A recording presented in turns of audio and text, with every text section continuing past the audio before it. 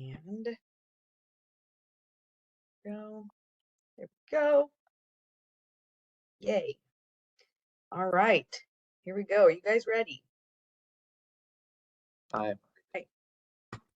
We're going to be talking about cultural cruises in Asia. So we're going to start out with Alex sharing with us about some of our different itineraries. Yeah. So hi everyone. It's very nice to have you here on Asia webinar. I guess probably like out of all three series, it's my favorite topic. I just came back from Asia. I'm gonna go back twice this year, in October and November. So yeah, I'm happy to share my experience. So first of all, let's start how we're gonna do this webinar today. So we're gonna start with our itineraries for the next 2 years in Asia, and then we're gonna talk about different ports of call and some useful information that your guest or yourself, if you're gonna travel there, may find handy traveling to Asia. So Spectrum, that's been in Singapore for I guess like 2 years now, is leaving Singapore. Today is actually the last cruise from Singapore for Spectrum, and she is going to China. So now it's going to be 8-9 repositioning cruise to Shanghai. Quite a nice itinerary, but unfortunately it's a bit too late to sell it. In China, Spectrum will be like forever now, I guess. So this year and like let's say next 12 months, we're gonna have just a few of long 7-night sailings. Most of the itineraries are gonna be short, but it's not actually bad because I mean Shanghai, where Spectrum gonna sail from, and Hong Kong, where she's gonna have a short season in December, are very nice places to spend time before cruise or after cruise. For Singapore, we have a very nice substitution, Christie's favorite ship, Anthem of the Seas. So Christie spends a lot of time talking to UK market. Anthem is now based in Southampton, so I mean, if you're gonna wake her up in the middle of the night and ask how many decks are on Anthem, what's located on deck number 12, she's gonna be like, yeah. So Anthem is coming to Singapore in November. She's gonna be doing more or less same itineraries as Spectrum was doing in the previous years, but long itineraries are going to be a bit different. So they're gonna be a bit longer, and we're also gonna go to Indonesia, to Bali. And next year, I mean, demand coming from China market and also demand coming from our markets to the sailings in China is amazing. So it allows us to put even 2 ships in China. So Spectrum gonna stay in China, gonna stay in Shanghai with a short season in Hong Kong. We're gonna offer more long sailings next year. So it's gonna be not only 7, but also 8-night sailing, visiting also Korea and Japan. And April next year, we're gonna have Ovation coming to Beijing. So don't only look on Ovation sailings from China, but also look at sailings from Sydney coming to China, because these repositioning itineraries are, I mean, they're quite unique because there are places that it's not really easy to catch from our home ports, but during repositioning cruises, they're nice. So over to you, Christy. And you might remember when we spoke on Tuesday with Max and myself, we were talking about the differences between Alaska and different places. Ovation is coming from Alaska and Anthem is going to Alaska. So there will be some nice repositioning cruises there as well to consider. So Asia as a whole, there are a number of different amazing places in Asia, and I get to talk about a couple of them. My first experience in Asia was actually just this last year in November. It was beyond my expectations. It was amazing. and I got to go with some really cool people. I got to go with the local team, so that was a lot of fun. Singapore was absolutely amazing. I was shocked at how friendly it is, how clean it is, and how many things there were to see and do and experience in just a short little walk from our hotel. So the buildings are amazing, and English is a primary language there that's spoken, so it's very easy for someone like myself to be able to navigate around with very little language knowledge for other places. So I'm working on it, but it's a very slow process. It sounds very American, to be honest. I know. I'm American. What can I say? I'm working on it, okay? But I'm very, very American. And then there's Hong Kong. Alex, was this one mine? No, I guess it was I just came back actually from a cruise sailing from Hong Kong. It was my first time in Hong Kong, and the city is wow. So I had 2 days to spend in Hong Kong before the ship sailed away. And to be honest, I think it was not enough. There are so many things to do. I mean, Hong Kong is a bit weird, I would say, in terms of political structure, because it's like China, but not actually China. There is some legal agreement that for, I guess, until 2040 something, Hong Kong will be a very free autonomy from China and from communism. And it's like very Western China, if it makes sense. And it's also a very interesting combination between West and East. So it's honestly, I mean, I had a very rich itinerary, to be honest, but this was probably the city that impressed me the most. What I would suggest to do in Hong Kong is go to this big Buddha statue. It's quite far from the city, I mean, like 45 minutes from the city, but very close to the airport. So if you are not tired after 12-hour flight from Europe, just go straight from the airport. I mean, spend some time inside of the city, because, I mean, I was walking because I'm crazy, but the size is huge and everything around you is huge because it's like skyscrapers everywhere, multi-level streets. Disneyland is fantastic, but especially if you're coming with a family, it's considered to be one of the best Disneylands in the world. Night markets that you can go actually only overnight, and don't forget to take cash. A lot of things to do. You know, when I was preparing to this webinar, of course, I had like some places that I visited in 2 days, but then I was like, okay, let me Google, maybe I missed something. So some articles were like top 60 things to do in Hong Kong. And if you have top 60 things, you probably have to go for, you know, like a week. So yeah, Hong Kong is cool. Then we have Shanghai, is our historical home port in China. Shanghai is, I would say, like New York for China. It's already like China. So there are some things that you need to, let's say, remember. Still, Shanghai is quite multinational city. A lot of international offices are located there, including our China office is also in Shanghai. You can see on the photos that it looks really futuristic, especially the downtown is very, let's say, tall. The tallest building in China is actually located in Shanghai. They also have cathedrals, they have synagogues, they have Buddhist temples. I as well like walked a lot in the downtown. It's very interesting and it's very clean, which is also another thing to remember about China. It's very clean around. They still have like temples that you can visit. They have bazaars, so it's honestly very, I would say, cultural still place to visit because it's different. People around are different. Food is different. So it's cool. It's very good for your brain. And then we have Beijing.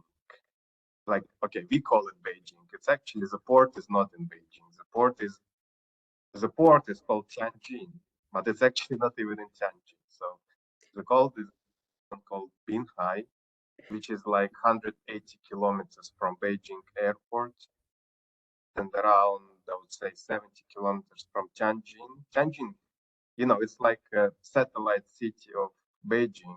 At the same time, it's like top 5 biggest cities in China. So it's quite a big satellite itself, but quite a place to visit itself. But if your guests are going on a cruise from Tianjin port on Ovation, you could see that most of the sailings are short. We offer a long sailing once in, I would say, 2 months.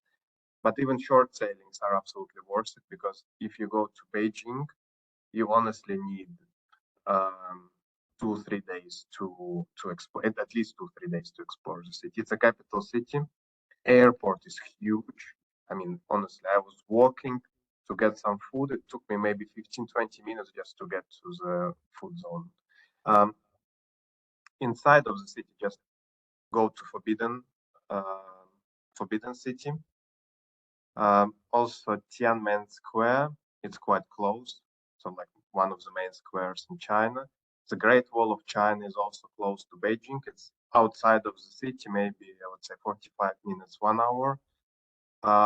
As well, there are so many towers with an amazing view. One is actually located not far from the port, so on the way back, if your guest flight is in the evening, they can go to this tower, get on top, have an amazing view. I think it's like 3rd or 4th tallest building in China. But you know what was amazing is that, so I got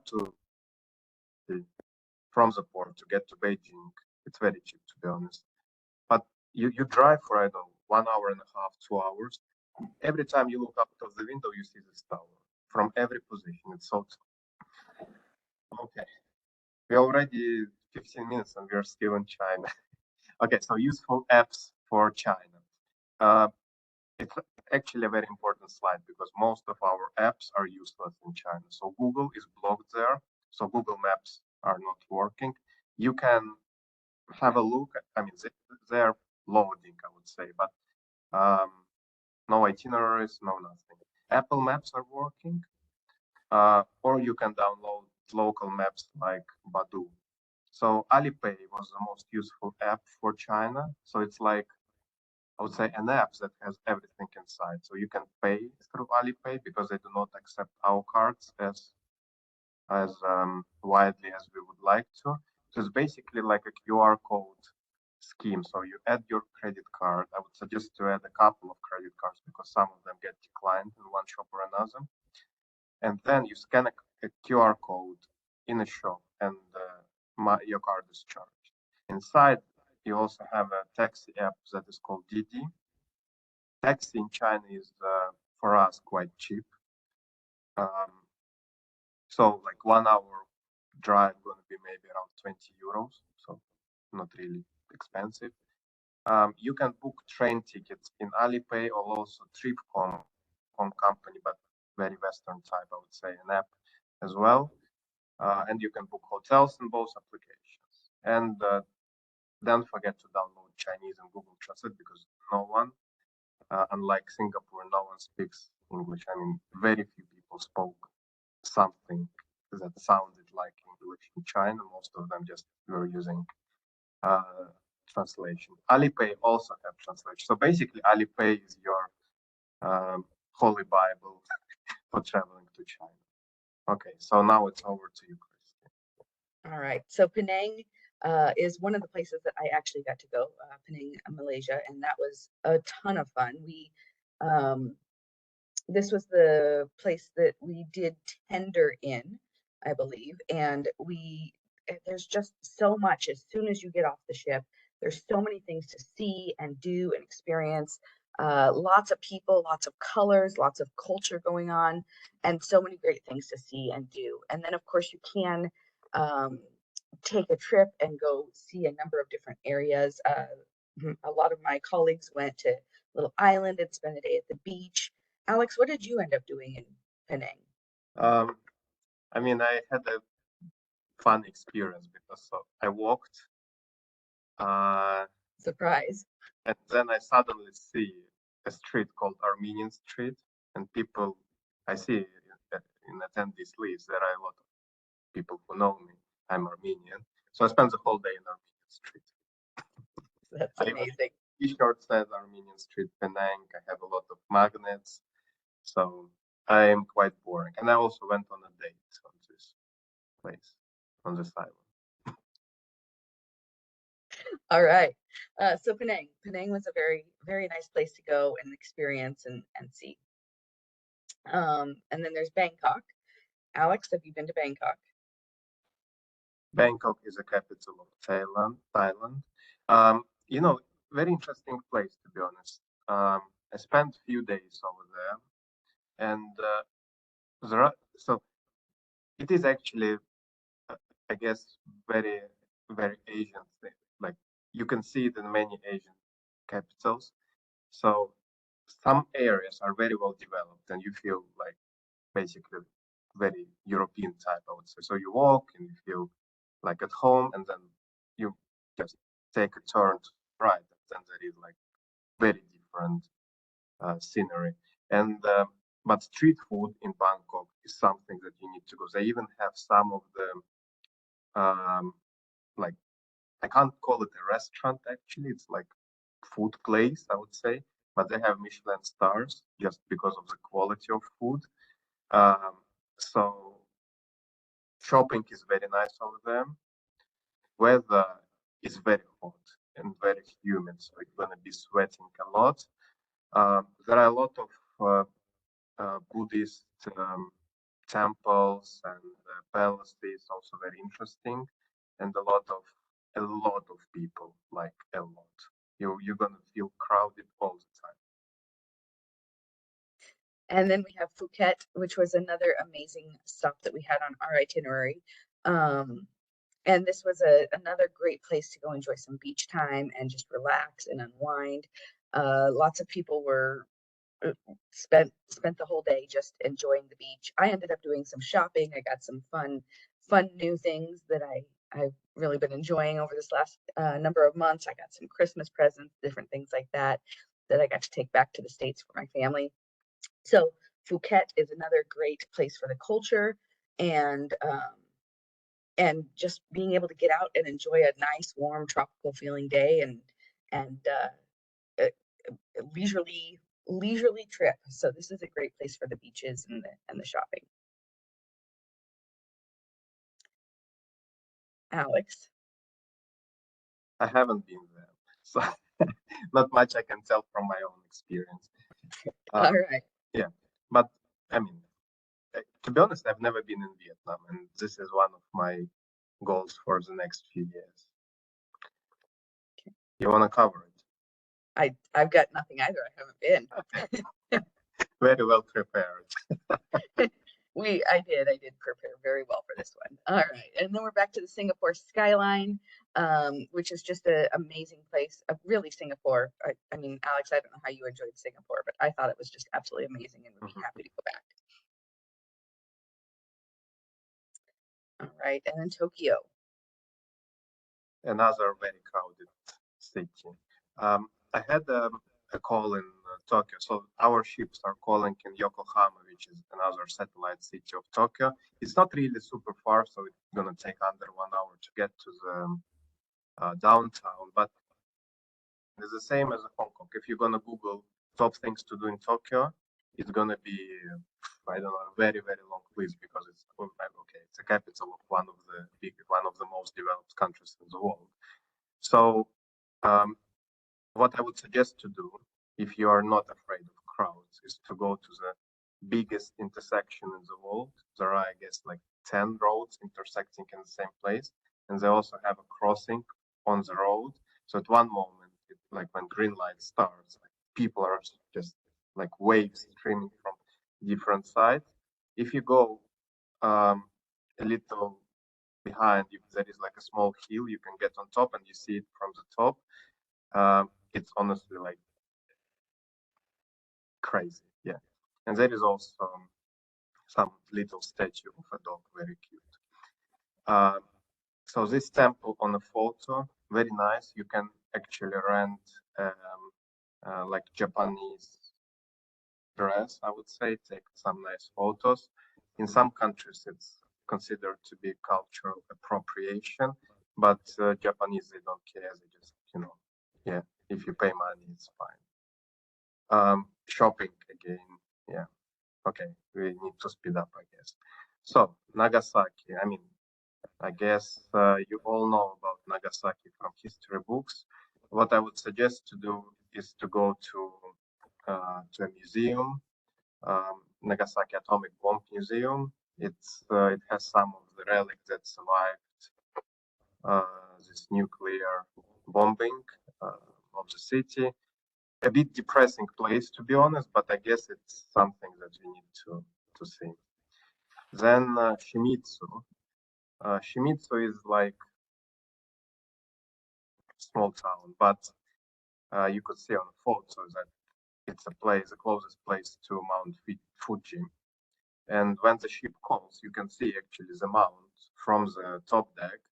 And the city itself is quite interesting because it's true Japanese sailor city. So there's a lot of fresh food or fresh fish, sorry.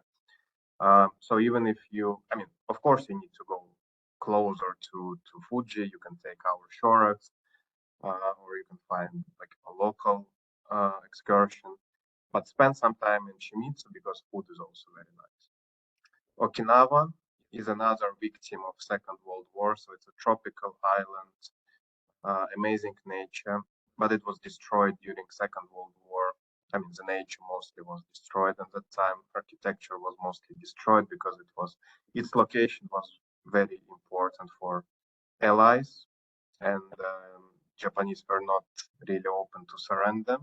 So there are a lot of places that again you can visit, like to go to that times.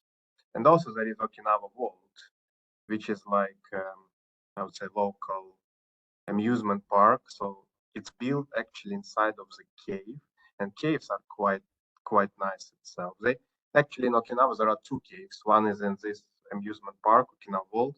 It's going to be much more expensive because it's like very touristic place. But on the north of the island there are other caves as well, very nice. But entrance is like €5 something.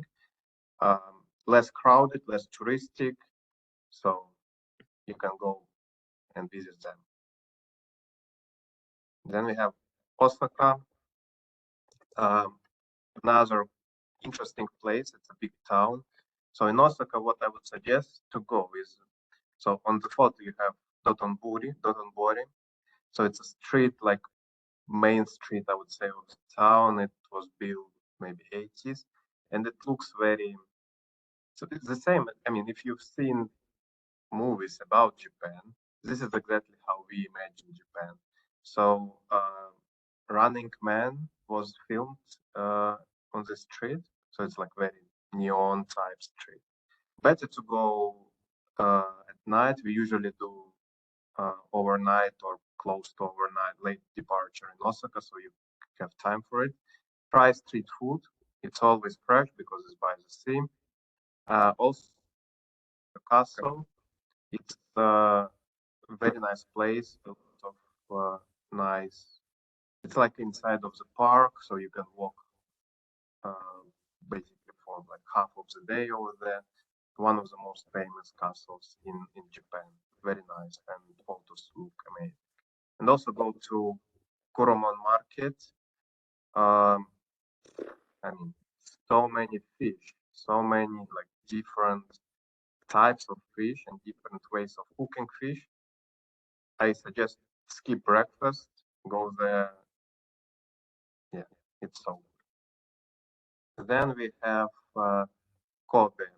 I won't speak a lot about Kobe because Kobe is just like a port for us to call, but there is a Kyoto very close to, maybe like half an hour on the train.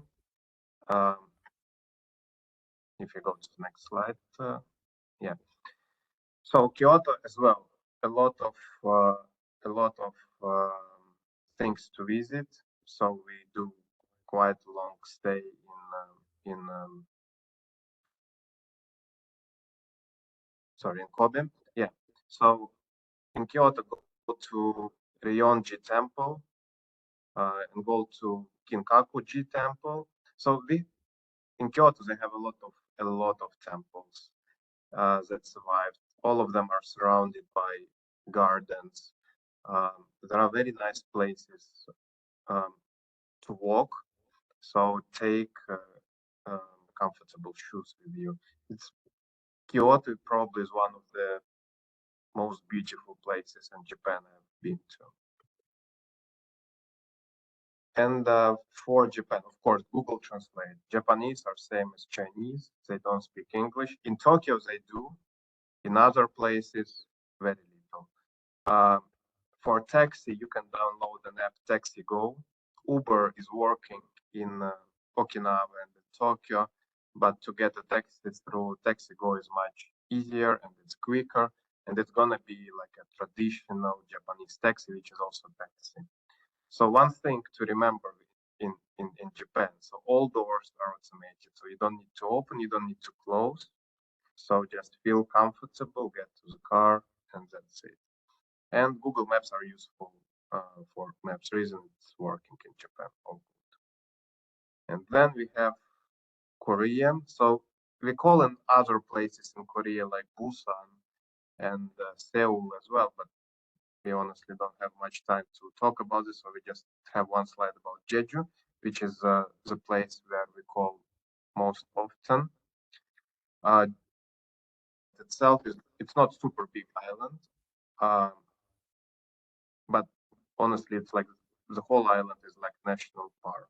They have caves, they have volcanoes, they have like actual parks. I would suggest instead of going by yourself from one place to another place, is just to take one short excursion that covers all of these places. You're going to be driven by bus. So Jeju town, which is like a capital of the island, where we call nothing special. So it's better to spend time in the on like outside of the city and just explore the nature. So for Korea, Google is blocked there as well. So there is no Google Maps, there is no Google Taxi.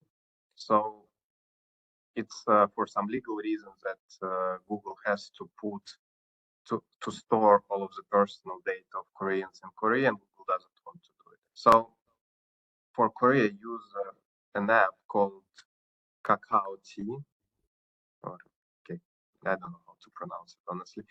It's same as Alipay. It has everything inside, so it's like ultra app. But I was using it for maps and for taxi. Traffic in Korea is awful.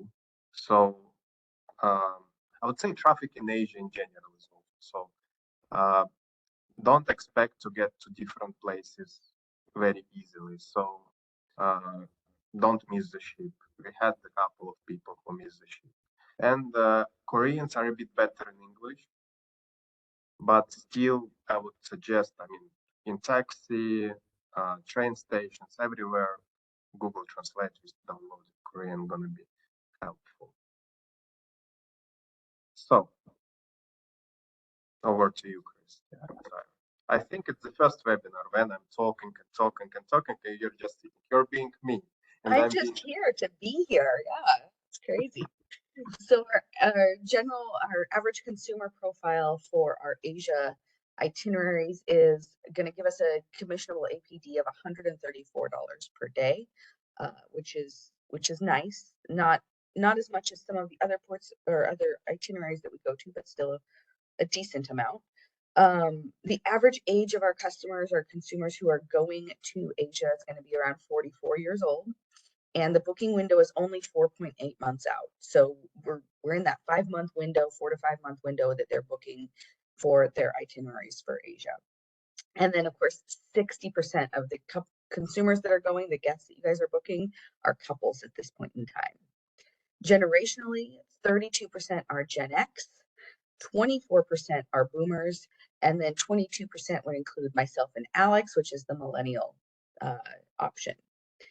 Our popular sailings that we had in Asia are all the longer sailings because, of course, it is a little bit of a trek to get over there. So people are looking for the longer options. So all on Spectrum, looks like February 17th of February was a popular date, as well as the 31st of July and the 15th of October, which is really quite a broad range. So people are looking at um, itineraries versus timing, right? So they're not just booking based on when they need to go, but they're actually looking to find the itinerary that's going to fit what they want, and they're working that around their schedule.